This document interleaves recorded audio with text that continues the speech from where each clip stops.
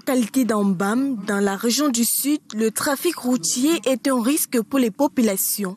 Les conducteurs de mototaxis, considérés comme les rois de la surcharge, sont réputés ne pas respecter le code de la route. La délégation départementale des transports a décidé pendant cette rentrée qu'il n'y aura pas d'accident de la route, de la voie publique, n'est-ce pas, sur les axes routiers de la vallée du Thème.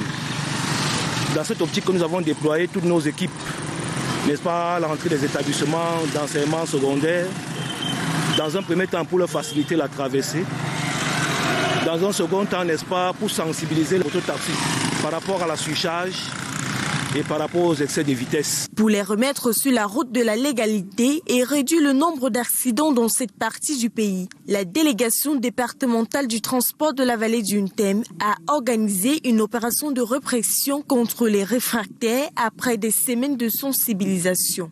Quand une moto a plus de 3 passagers, nous déchargeons. Quand un motoman est en babouche, on le sensibilise et, n'est-ce pas, également les excès de vitesse. Et d'ici la semaine prochaine, nous allons faire le tour des établissements d'enseignement secondaire pour sensibiliser les élèves, pour sensibiliser également les enseignants, les dangers qu'ils courent en se retrouvant 3 sur une moto. Donc dans la vallée du Thème, pendant cette période de rentrée, nous voulons 0 accident de la voie publique.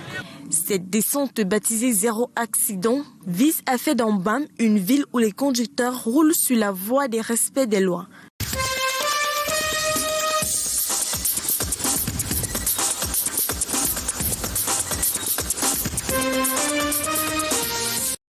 Coup de tonnerre dans le ciel de Baganté. La Panthère sportive d'Undé est reléguée en 2e division. Son président Jules-François Famawa et le coach Paul Blaise Mbela sont interdits d'activités liées au football pour les 5 prochaines années. Une mauvaise nouvelle qui intervient seulement 5 jours après l'Assemblée générale ordinaire de la Panthère sportive d'Undé. Elle provient de la Commission fédérale d'homologation et des disciplines. Une nouvelle qui a du mal à passer auprès des supporters. Nous sommes frustrés déjà que vraiment ça ne donne plus, on n'arrive même plus à bien manger. Parce qu'une équipe comme ça, avec tout le recrutement que nous avons fait cette année-là, nous sommes sûrs d'aller plus haut. Nous sommes sûrs d'être champions, nous sommes même déjà champions. Donc on a pris une nouvelle vraiment qui nous a choqués tous. On est en train de dire que la Panthère a corrompu, certains joueurs de la Panthère a corrompu, mais nous ne sommes pas encore sûrs. Nous savons bien que nous avons les supporters et nous avons un président très responsable. Et il n'est pas capable de faire ce genre de gestes. Selon la sentence numéro 057 de la Commission fédérale d'homologation des disciplines de la FECAFOOT, Jules-François Famawa, PCA de la Panthère sportive d'Undé, l'entraîneur et 2 autres joueurs écopent respectivement de 5 et 2 ans d'interdiction d'exercer dans le monde du football au Cameroun. Ils sont reconnus coupables de manipulation de match. Une décision que certains anciens dirigeants du club jugent prématurée. La commission a fait son travail. Nous sommes en train de nous préparer à faire appel. J'espère qu'au cours de cet appel, on verra les preuves. Parce que vous ne pouvez pas porter plainte pour corruption et vous tenez compte seulement des petits papiers qu'on vous a donnés ou bien des images. Reste à savoir si Zumanto va pouvoir se relever de ce gros coup asséné à quelques jours du début de saison.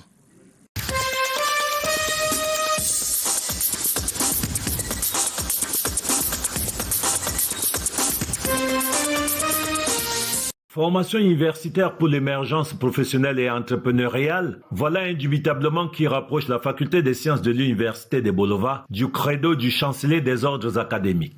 Un étudiant, une formation, un emploi. Dixit Paul Biya. La vision du chef de l'État portée par le ministre de l'Enseignement supérieur se veut un ferment boostant la transmutation de paradigmes. Nous assistons à la naissance d'une nouvelle génération de l'université camerounaise. La science n'a pas de patrie de Louis Pasteur justifie la présence autour du recteur et de la doyenne d'universitaires camerounais et étrangers cogitant sur des curricula élaborés pour inaugurer la nouvelle faculté de sciences. Par exemple, cette année, le 4 octobre, nous allons ouvrir des cours, on a passer des cours dans tous les 8 départements qui ont été proposés, puisque les étudiants s'inscrivent déjà. Maintenant, par rapport au choix des filières, nous allons voir avec ce que nous proposerons les membres du séminaire. C'est là on pourra vous répondre davantage pour dire, on a proposé par exemple 5 filières par département, c'est-à-dire on prend le maximum, le meilleur d'eux et le maximum, et nous allons progressivement ouvrir. À la faculté de sciences de l'université de Bolova, l'innovation requiert que l'on voit le changement souhaité comme une opportunité. Je pense que mon expertise comme professeur de mathématiques pourra être utile. J'ai des inventions dans le pétrole et ces inventions nous sommes en train de travailler sur la sonde avec l'École nationale supérieure polytechnique de Yaoundé. On peut utiliser les mathématiques dans la vie de tous les jours. Ici, on ratisse large poursuivant l'intitulé des départements, au fin de voir quelle filière retenir pour ouvrir effectivement le 4 octobre et avec quels enseignants.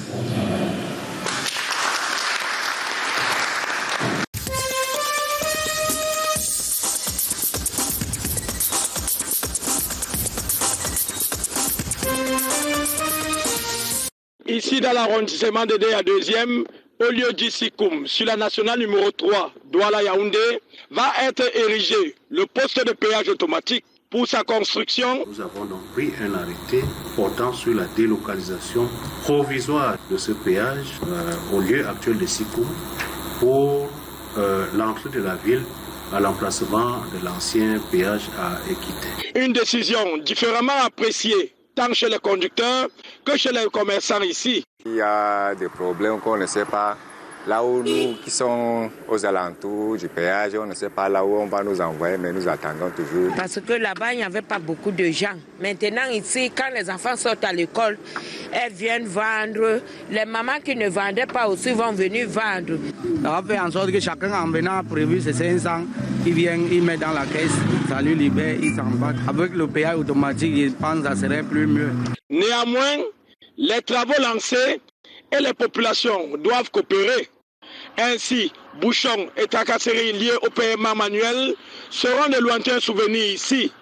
Non seulement désengorger l'embouteillage que nous avons au niveau du péage de Sikoum, ça nous donne une fluidité et encore plus une transparence dans la gestion du péage. Comme celui de Beka dans la région du Sud, le poste de péage automatique de Déa verra le jour dans quelques mois. Les personnes qui ont été impactées, qui étaient installées sur le domaine public routier, vont être compensées par l'entreprise. Donc les travaux ont déjà commencé. Ce seront alors 14 postes de péage automatique qui seront construits au Cameroun. Le fruit des accords signés au mois de juin dernier entre le ministère des Travaux publics et la société Tolcam, chiffré un peu plus de 42 milliards de francs CFA.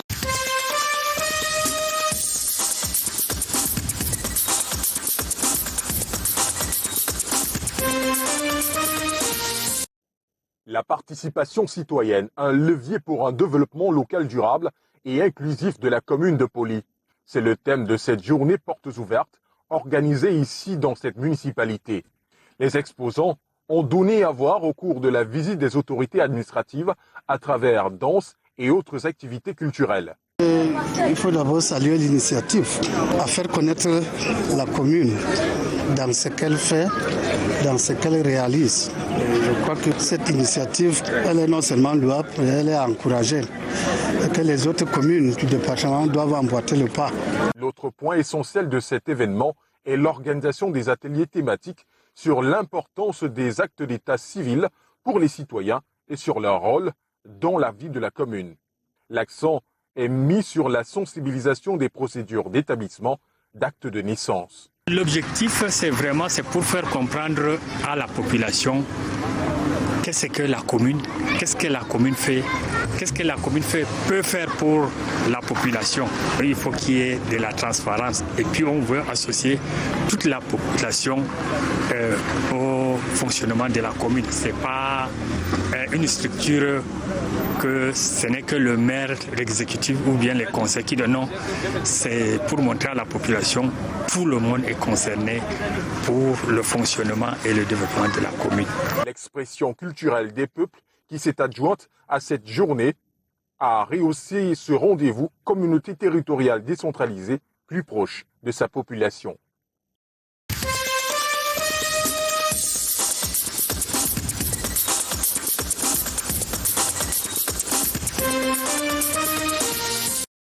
La Journée internationale de la paix, qui s'est célébrée le 21 septembre dernier, a été une occasion pour la société civile de projeter 3 films inspirés du génocide rwandais et d'autres, et non pas manqué d'interpeller les parties prenantes à trouver des voies de sortie à cette crise pour que enfin les armes cessent de crépiter.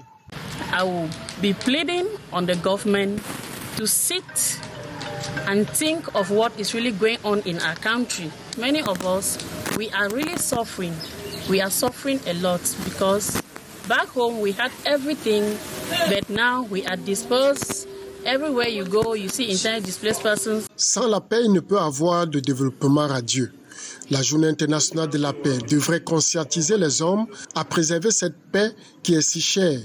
So we use now this opportunity to call on the government, call our other protagonists and members, the Anglophone leaders in the diaspora, that they should see into it that peace is more important than whatsoever. That what brings us together is more stronger than what divides us.